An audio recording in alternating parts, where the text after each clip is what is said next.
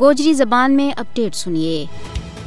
مقبوضہ جموں کشمیر میں بھارت کا 5 اگست 2019 کا غیر قانونی اور غیر آئینی اقدامات کا 3 سال پورا ہون کا موقع کے اوپر پاکستان کا طرف سے یوم استحصال مناؤن دے ایک بار پھر یہ گل ثابت ہو گئی ہے کہ پاکستان کشمیری عوام کا نال ہے۔ پاکستان کا یوم استحصال مناؤن کو مقصد کشمیری عوام نہ جو سنیہ دینا ہے کہ پاکستان ہمیشہ ان کا حقوق کی حمایت کرے گا۔ پاکستان نے مظلوم کشمیری عوام دے بھرپور اظہار یکجہتی کے واسطے یوم استحصال منائے ہو۔ پاکستان کا طرف سے یوم استحصال کو انعقاد اس واسطے کیو گیو تھا کہ مقبوضہ جموں کشمیر کا لوکاں جو سنیہ دیتو جا سکے کہ وہ اپنی منصفانہ جدوجہد کے بچ اکلا کسی بھی صورت میں نہیں۔ یوم استحصال کشمیر کا موقع کے اوپر پاکستان نے مقبوضہ جموں کشمیر میں بھارت کا طرف سے بے لگام طاقت کو استعمال کی سخت الفاظ میں مذمت کی ہے۔ یوم استحصال پر وزیر اعظم پاکستان محمد شہباز شریف اور نے اپنا پیغام میں کیا ہے کہ بھارتی جبر کشمیری عوام کا حوصلہ نہ کمزور کرنے کے بچ ناکام رہا ہے۔ پاک فوج کا طرف سے جاری بیان میں کیا گیا ہے کہ پاکستان کی مسلح افواج